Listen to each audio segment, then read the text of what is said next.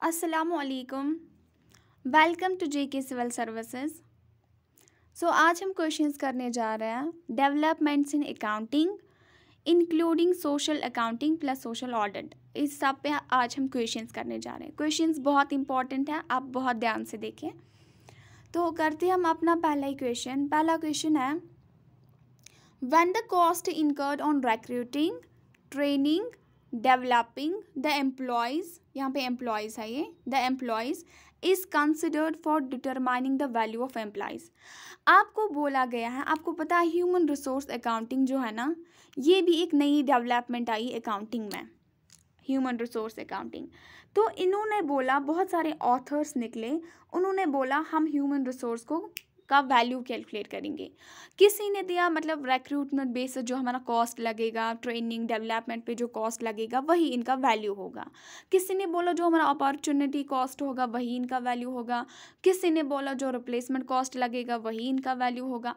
अब हमारे क्वेश्चन में क्या है, हमारे क्वेश्चन में पूछा गया आप हमें बोलिए जिस मेथड जिस अप्रोच में बोला गया कि ह्यूमन रिसोर्स का कॉस्ट हम कैसे कैलकुलेट करें। हम उनका रिक्रूटमेंट पे जो पैसा लगा, उनको ट्रेनिंग देने में जो पैसा लगा, उनको डेवलपमेंट करने में जो पैसा लगा, वो किस अप्रोच में हम लेते हैं और फिर हम बोलते हैं वही अमाउंट जो हमारा लगा वही ह्यूमन रिसोर्स का वैल्यू है। तो वो बोला गया हिस्टोरिकल कॉस्ट कंसेप्ट। ये पहला ही कंसेप्ट आया अकाउंटिंग से ह्यूमन रिसोर्स अकाउंटिंग। उन्होंने बोला कि हम ह्यूमन रिसोर्स अकाउंटिंग में कैलकुलेट करेंगे value on the base of recruitment cost, on the base of training cost, on the base of development cost. So the right answer for the first question is historical cost concept. आया आपको समझ में? इससे भी निकालते हैं ये और कुछ वैल्यूज़ हैं, मतलब ह्यूमन रिसोर्स अकाउंटिंग को निकालने के लिए। जैसे इसमें बोला गया हम रिप्लेसमेंट कॉस्ट लेंगे। फॉर एग्जांपल हमारे पास हमें वर्कर्स को रिप्लेस करना है, कुछ निकल गए या कुछ रिटायरमेंट हो गए या नया फोर्स हमें लाना है। जो रिप्लेसमेंट पे हमें कॉस्ट लगेगा वर्कर्स को नए लाने को, उसे बोलते हैं रिप्लेसमेंट कॉस्ट। कुछ ने बोला, कुछ ऑथर्स ने जो अपॉर्चुनिटी कॉस्ट होगा, मींस इसमें बोलते हैं अगर स्केर्सिटी होगी ना, जब स्केर्सिटी होगी ना एम्प्लॉयज़ की मतलब वर्कर्स की, फिर हर डिपार्टमेंट एक तरह से मतलब बैट करेगा। हम इसको हायर करने में 10,000 देंगे, हम इसको हायर करने में 50,000 देंगे। वो स्केर्सिटी कंसेप्ट लेते हैं ह्यूमन वैल्यू को कैलकुलेट करने के लिए। बट हमारे क्वेश्चन ने बोला आपका रिक्रूटिंग ट्रेनिंग और डेवलपमेंट कॉस्ट जिसमें लेते हैं as a basis for calculating the value of human resource, वो कौन सा अप्रोच है? That is the historical cost concept. ये क्वेश्चन बहुत बहुत बहुत इंपॉर्टेंट है, ये अक्सर पूछा जाता है कॉम्पिटिटिव एग्जाम्स में कि ये वाला मेथड कौन सा अप्रोच यूज करता है। सो historical cost concept is the cost approach is the right answer. अब आपको पूछा गया है the opportunity cost approach in human resource accounting was introduced by. आपने अभी देखा क्वेश्चन में कि हम हिस्टोरिकल कॉस्ट अप्रोच भी लगाते हैं ह्यूमन वैल्यू ह्यूमन रिसोर्स को कैलकुलेट करने के लिए, हम अपॉर्चुनिटी अप्रोच भी लगाते हैं। आया आपको समझ में? अपॉर्चुनिटी तो आपको यहाँ पे बोला गया, और ये जो एक एक अप्रोच है ना, ये अलग अलग ऑथर्स ने दिया है। अलग अलग ऑथर जब आपने अपने टाइम पे आए, उन्होंने बोला नहीं हम ऐसे ही कैलकुलेट करेंगे ह्यूमन रिसोर्स को।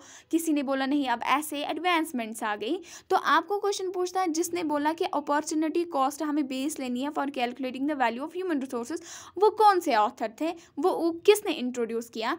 वो हैकीमियन एंड जॉन्स थे, रैंसिस लिकर थे, एरिक जी फ्लैम्स थे, विलियम पी पाइल थे। तो वो थे, आपको याद रखना है, वो थे हैकीमियन एंड जॉन्स। इन्होंने बोला कि हमें ह्यूमन रिसोर्स को वैल्यू निकालना है on the base of opportunity cost. जो उनका अपॉर्चुनिटी कॉस्ट आएगा उसी के बेसिस पे हम उनको वैल्यू निकालेंगे, उसी के बेसिस पे वो उनका वैल्यू रहेगा। So the answer is Hakimian and Jones is the right answer for this question. अब हम देखते हैं दूसरा क्वेश्चन। पूछा गया है creative accounting adopts. Creative accounting ये भी एक अकाउंटिंग का फील्ड है। इसने बोला है क्रिएटिव अकाउंटिंग में क्या होता है, कुछ नीचे ऑप्शंस है, recording less expenditure showing reduced liabilities. दूसरी ऑप्शन है मैनिपुलेट डेप्रिसिएशन मेथड्स है ये। मैनिपुलेट डेप्रिसिएशन, ये वही हुआ, depreciation methods manipulate sales and revenues. तो आप बोथ ए एंड बी, इसमें क्या आंसर है? आपको इस क्वेश्चन को आंसर करने के लिए आपको पता होनी चाहिए कि ये क्रिएटिव अकाउंटिंग क्या है। ये क्रिएटिव अकाउंटिंग है ना, ये एक वैसी अकाउंटिंग है जो लॉज में, जो रूल्स एंड रेगुलेशंस में लूप होल्स को देखती है। क्या देखती है? लूप होल्स में। शॉर्ट में मैं आपको समझाऊंगी, क्रिएटिव अकाउंटिंग वो अकाउंटिंग होती है जो मैनिपुलेट करती हैं बुक्स ऑफ अकाउंट्स को। मैनिपुलेट इसलिए करती हैं, कभी एक्सपेंडिचर को कम करवाती हैं, लाइबिलिटीज़ को कम दिखाती है, ताकि हम लोगों को अट्रैक्ट करें, इन्वेस्टर्स को अट्रैक्ट करें। हम इतनी अच्छी कंपनी है, अब हम में से इन्वेस्ट करें, अब हम में से इन्वेस्ट, हाँ, ताकि ये उतनी अच्छी नहीं होती हैं। फॉर एग्जाम्पल, अगर इसके पास लाइबिलिटीज़ 5 लाख होती है ना, ये 4 लाख ही दिखाती हैं। इससे क्या लोगों को लगता है कि इनका कर्जा कम है। अगर इनके पास सेल्स होती है ना 4000, ये 5000 दिखाती हैं। मतलब अपना अच्छा प्रेजेंट करती हैं, अपनी अच्छी इमेज देती हैं ये मार्केटिंग में, अब पब्लिक के सामने एक अच्छा इमेज देती हैं, उसे बोलते हैं क्रिएटिव अकाउंटिंग। तो क्रिएटिव अकाउंटिंग में ये दोनों चीज़ें आती हैं, तो both A and B is the right answer. लेकिन ये क्रिएटिव अकाउंटिंग है ना, ये कोई आसान सी बात नहीं है क्रिएटिव अकाउंटिंग करना। अब आप बोलेंगे चले हम भी यहाँ से क्रिएटिव अकाउंटिंग करेंगे, ये नहीं करना चाहिए।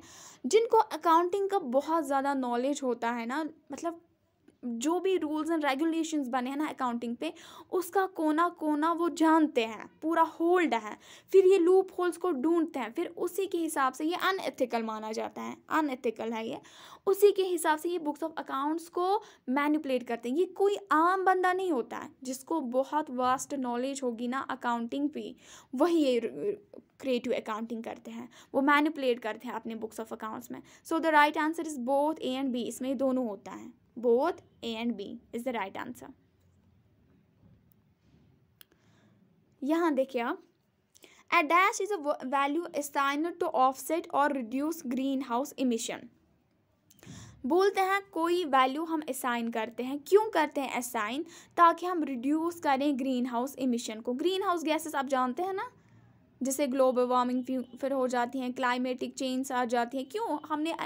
हमने अपनी सराउंडिंग को बहुत पोल्यूट किया है, कार्बन डाइऑक्साइड इमिशंस बहुत जा रहे हैं कंपनीज से, इंडस्ट्रीज से, व्हीकल्स से, ऑटोमोबाइल इंडस्ट्रीज से। इतनी खराबियाँ आई हैं हमारी सराउंडिंग में, हमारी मदर अर्थ पे, कि अब मतलब सांस लेना भी किसी जगह पे बहुत मुश्किल से लेते हैं। जैसे दिल्ली हाईली पॉपुलेटेड है, हाईली डेंसिटी है वहाँ पे, लेकिन हाईली पोल्यूटेड सिटी है, वो पोल्यूशन बहुत हाई है, इसलिए वहाँ पे हर रोज़ कुछ ना कुछ नया पैनल में निकालते हैं रूल्स एंड रेगुलेशंस, ऐसे पोल्यूशन को कम करेंगे, ऐसे पोल्यूशन को कम करेंगे। अब आपको बोला गया, अब वो वैल्यू बोले जिसको दिया गया है, जिसको असाइन किया गया है, ताकि हम ग्रीन हाउस गैस इमिशन को रोकें, कम करें, डिक्रीज़ करें। वो क्या है? क्या वो कार्बन अकाउंटिंग है, कार्बन इमिशन है, नाइट्रोजन क्रेडिट है? यहाँ पे अकाउंटिंग नहीं है, आप ख्याल रखना, यहाँ पे ये अकाउंटिंग नहीं है, यहाँ पे ये क्रेडिट है, कार्बन क्रेडिट। अब आपको इन तीन में से ढूंढना है, क्या वो कार्बन क्रेडिट है, क्या वो कार्बन इमिशन है, क्या वो नाइट्रोजन क्रेडिट है? The right answer is carbon credit. Carbon credit क्या होता है? कार्बन क्रेडिट आपको पता है, ये मॉडर्न वर्ल्ड है ना, टुडेज़ वर्ल्ड, यहाँ पे इंडस्ट्रीज़ का बहुत ज़्यादा इन्फ्लुएंस है। इंडस्ट्रीज़ हर जगह, और हर कोई डेवलपिंग नेशंस है ना, वो भी कहती हैं कि हमारे यहाँ ज़्यादा इंडस्ट्रीज़ हो, हम फॉरवर्ड हो जाए, हम डेवलप हो जाए। लेकिन इसके साथ साथ क्या हो रहा है? इंडस्ट्रीज़ क्या कर रही है, कंपनीज़ क्या कर रही है, हमारा जो एनवायरनमेंट है वो पोल्यूट होता जा रहा है। अब इंटरनेशनली इन्होंने एक सेट की, एक बॉडी, जिन्होंने बोला कि कार्बन क्रेडिट सिस्टम चलेगा। वो क्या हुआ, मतलब मैं आपको सिंपल में समझाऊंगी, एग्जाम्पल दे रही हूँ। इन्होंने बोला एक मतलब पॉइंट्स, इंडिया को जैसे 10 पॉइंट्स कार्बन क्रेडिट मिले फॉर एग्जाम्पल। वो क्या होता है, मैं आपको एग्जाम्पल, कितने पॉइंट्स मिले वो मैं नहीं आपको बोल रही हूँ, इनको क्या मिला क्या नहीं मिला उसके साथ आपको कुछ नहीं करना, मैं आपको इन सिंपल वे समझा रही हूँ। इंडिया को 10 पॉइंट्स कार्बन क्रेडिट के मिले, चाइना को 15 पॉइंट्स मिले। Means on the basis of industrial area, किसमें कितना है, किसमें कितना पोल्यूशन है। इनको बोलते हैं हाँ आप चलाइए इंडस्ट्रीज, आप कीजिए अपना काम, लेकिन 10% से ज़्यादा आपका कार्बन इमिशन नहीं जाना चाहिए सराउंडिंग में, एनवायरनमेंट हमारा ख़राब नहीं होना चाहिए। 10 तक आप कर सकते हो, लेकिन 10 से आगे आप गए तो ये गलत बात है। ऐसे हर कंट्री को अपना असाइन होता है, क्या होता है, अब ये बोलते हैं आगे आने वाले सालों में इंडिविजुअली भी होगा, कार्बन फुटप्रिंट्स उसे कहेंगे, कार्बन फुटप्रिंट्स, मतलब एक एक पर्सन भी, एक एक बंदा भी कितना कार्बन डाइऑक्साइड या ग्रीन हाउस गैसेस का इमिशन एनवायरनमेंट लगाता है, एनवायरनमेंट में लगाता है, उस पे भी एक सर्टिफिकेट मिलेगी आप कितना डाल सकते हैं कितना नहीं। तो ये बनाया गया था कि हम कार्बन क्रेडिट्स देंगे कंट्रीज़ को, ताकि वो जान सके हम कहाँ तक अपना ग्रीन हाउस गैस इमिशंस लगाएं, ताकि ज़्यादा से ज़्यादा पोल्यूशन रुक जाए पूरी दुनिया में। तो वो वैल्यू कौन था, उसे कहते हैं कार्बन क्रेडिट। यहाँ पे अकाउंटिंग नहीं है, यहाँ पे कार्बन क्रेडिट है। Carbon credit is the right answer.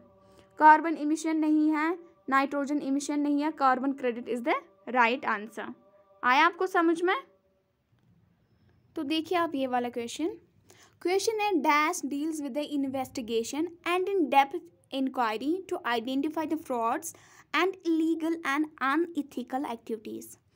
आपको नीचे कुछ अकाउंटिंग दी गई है, इनमें से आपको बोलना है वो कौन सी अकाउंटिंग है जिसका मकसद होता है हम फ्रॉड्स एंड लीगल वेज को डिडक्ट कर सकें।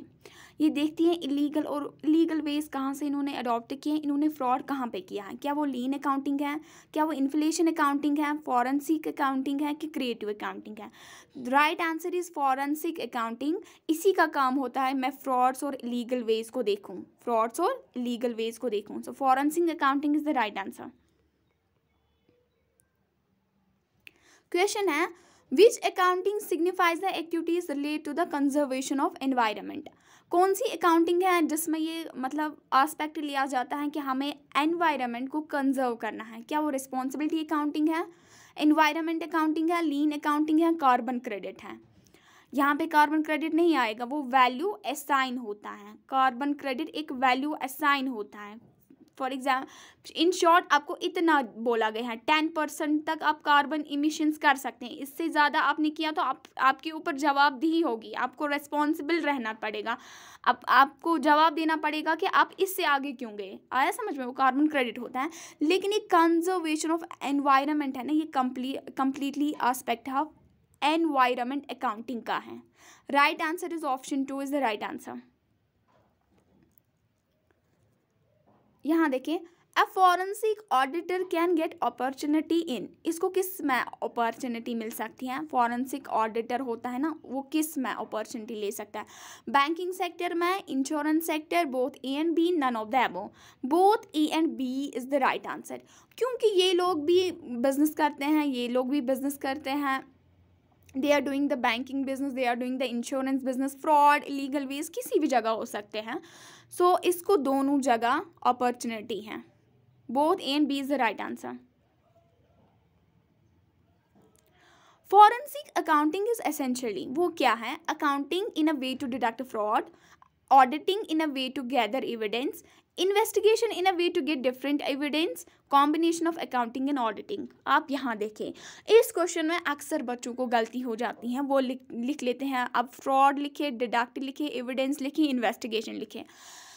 पहले मैं आपको समझाऊंगी फाइनेंशियल अकाउंटिंग क्या है। फाइनेंशियल अकाउंटिंग की मैं बात करती हूँ, वो अकाउंटिंग है, वो अकाउंटिंग है, लेकिन मकसद क्या है उसका? मकसद है उसका वो प्रॉफिट एंड लॉस को निकाले, चाहे हमारे पास प्रॉफिट है, लॉस है, या फाइनेंशियल पोजीशन को देखे। फाइनेंशियल पोजीशन यानी कि बैलेंस शीट को बनाए, वहाँ पे देखिए हमारी लाइबिलिटीज़ कितनी है, हमारी एसेट्स कितनी है। लेकिन फाइनेंशियल अकाउंटिंग क्या है? It's accounting. वैसे ही फॉरेंसिक अकाउंटिंग है ना, ये combination of accounting and auditing है। जब ये अकाउंटिंग एंड ऑडिटिंग करती है ना, इसका मकसद क्या होता है? इसका मकसद नहीं होता है प्रॉफिट एंड लॉस को निकालना, नहीं, वो फाइनेंशियल अकाउंटिंग का काम होता है।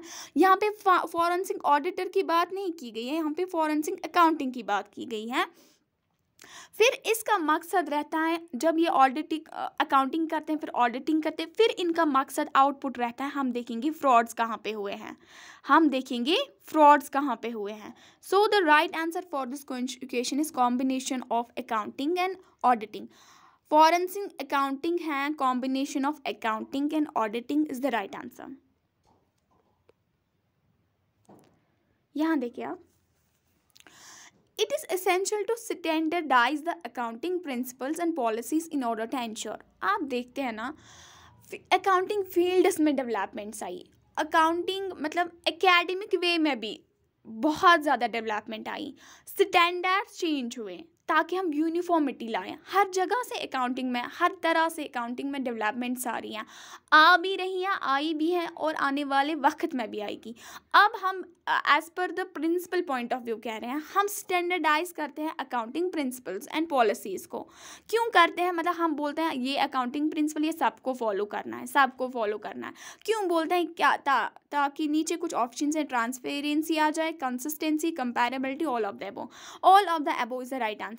हम इसीलिए स्टैंडर्डाइज करते हैं अकाउंटिंग प्रिंसिपल्स को ताकि हमारी फाइनेंशियल स्टेट्स में ट्रांसपेरेंसी आए, कंसिस्टेंसी आए, कंपैरेबिलिटी आए। हम कंपेयर करें, मतलब अगर अमेरिका का कोई है, कोई इंडिया से है, ये आपस में कंपनीज को कंपेयर करें या इंडियन कंपनीज को कंपेयर करें। इसीलिए हम बोलते हैं एक ही अकाउंटिंग प्रिंसिपल, एक जैसी अकाउंटिंग प्रिंसिपल सारे यूज़ करनी चाहिए। So all of the above is the right answer. यहाँ देखें, कन्वर्जेंस विद IFRS। अब आप बोलेंगे ये IFRS क्या है? ये इंटरनेशनल फाइनेंशियल रिपोर्टिंग सिस्टम्स हैं on the basis of which we prepare the financial statements. आया समझ में? तो यहाँ पे थे इंडियन अकाउंटिंग स्टैंडर्ड्स भी है इंडिया में, इंडियन अकाउंटिंग स्टैंडर्ड्स। हाँ, इंटरनेशनली है इंटरनेशनल फाइनेंशियल रिपोर्टिंग सिस्टम।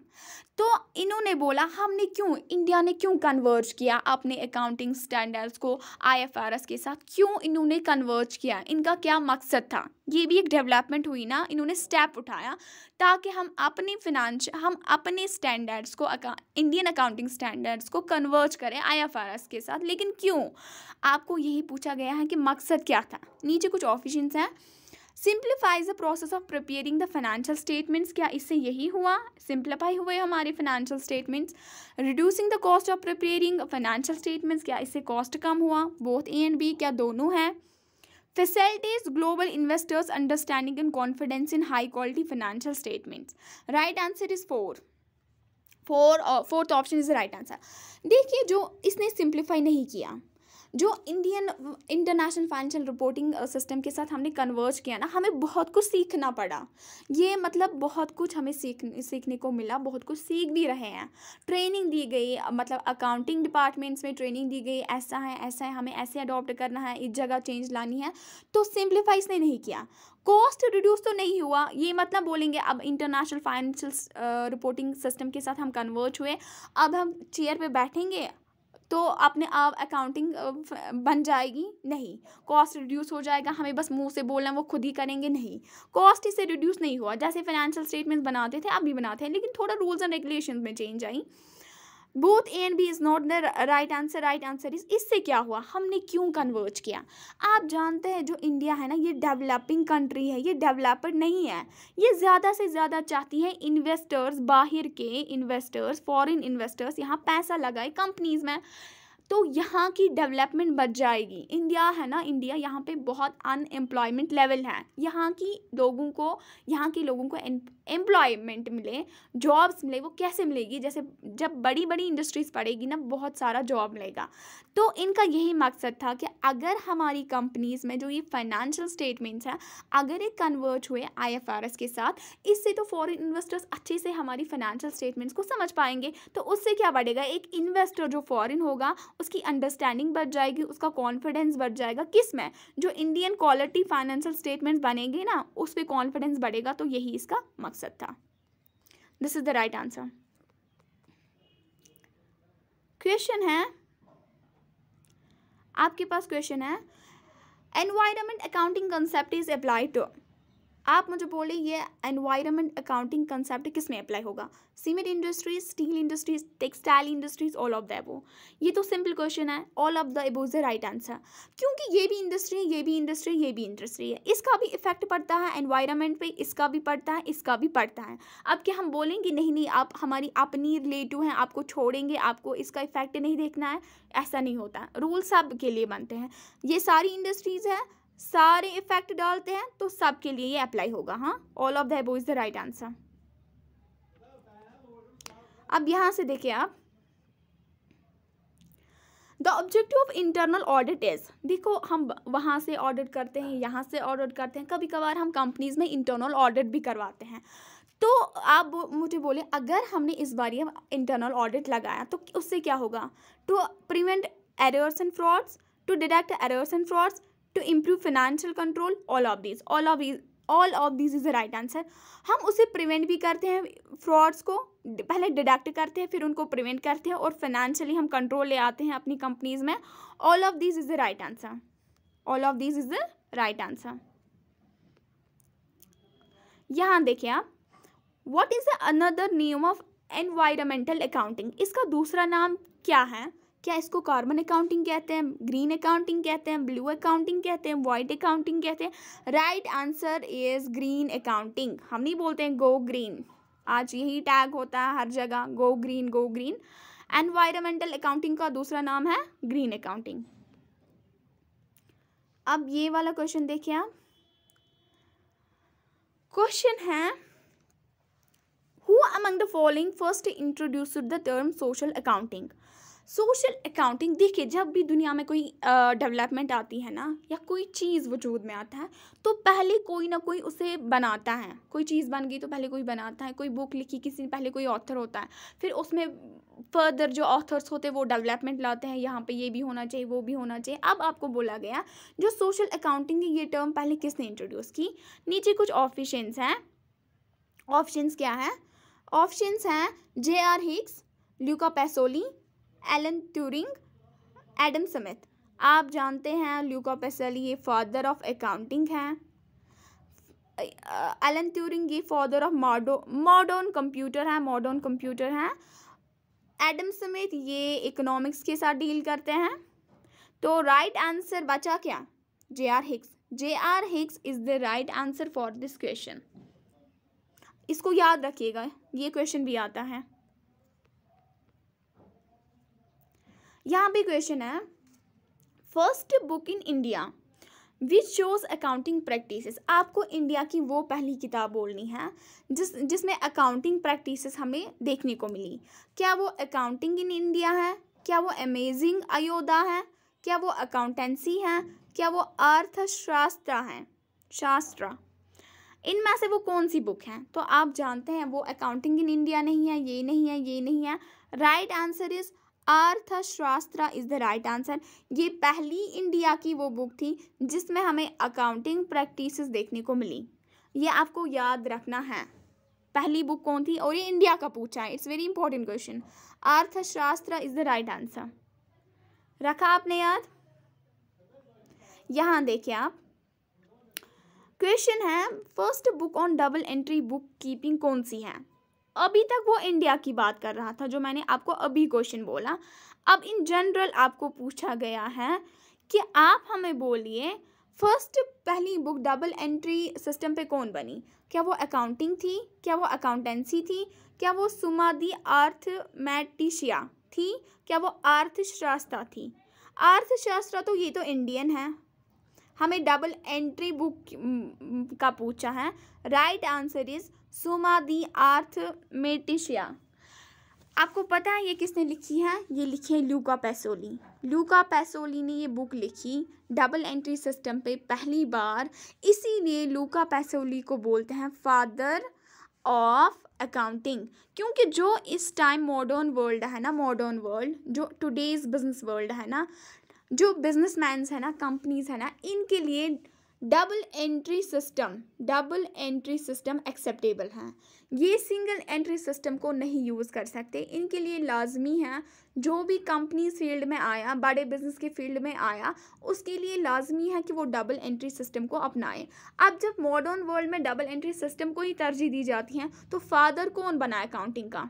जिसने डबल एंट्री बुक पहले लिखी वो है ल्यूका पैसोली, और ये इटाली से था, और इसने ये लिखी इटालियन में ही। हाँ, ये भी आप एक्स्ट्रा रखेंगे याद। This option third is the right answer. यहां देखिए आप, क्वेश्चन है who among the following conducted social audit for the first time in India. फिर से इंडिया की बात आई, बहुत इंपॉर्टेंट क्वेश्चन है। आपको बोलना है इनमें से किसने पहली बार सोशल ऑडिट करवाया फॉर द फर्स्ट टाइम। कौन सी कंपनी है वो? क्या वो इन्फोसिस है, टाटा कंसल्टेंसी सर्विसेज है, Tata iron and steel company है, आईटीसी लिमिटेड है?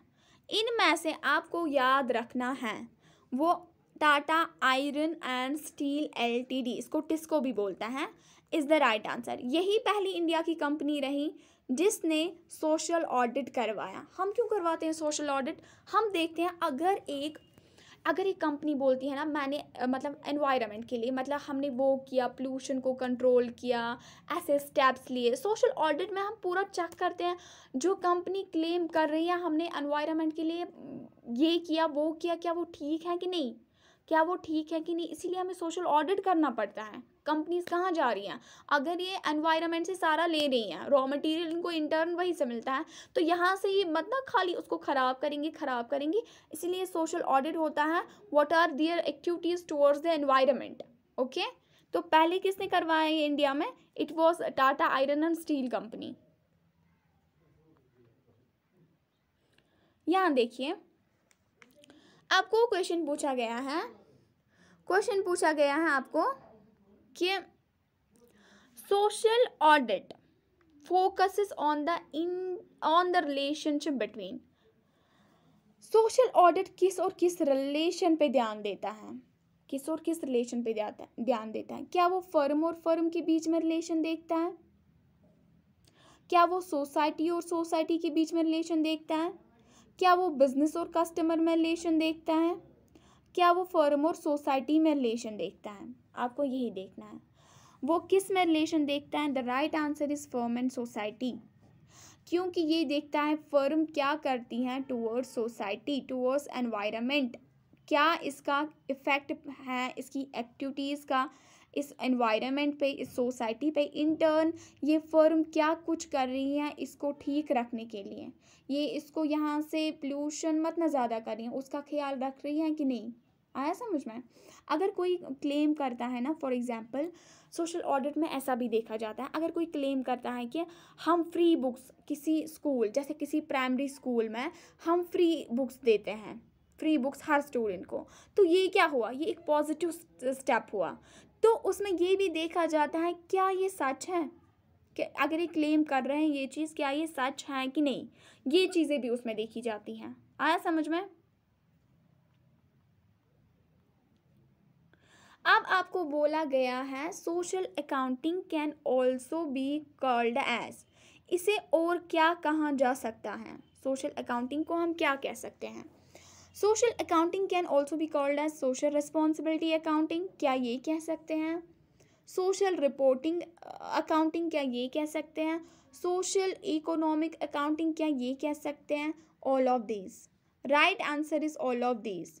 सोशल अकाउंटिंग को हम सोशल रिस्पॉन्सिबिलिटी अकाउंटिंग भी कहते हैं, सोशल रिपोर्टिंग अकाउंटिंग भी कहते हैं, एंड सोशल इकोनॉमिक अकाउंटिंग भी कहते हैं। All of this is the right answer. इस क्वेश्चन को भी आप ध्यान में रखें, ये इसके नाम है, अक्सर पूछा जाता है उसका दूसरा नाम क्या है, तीसरा नाम क्या है। This is the right answer. So मुझे उम्मीद है आपको समझ आया होगा। With this I am concluding. Thanks for listening. Stay blessed.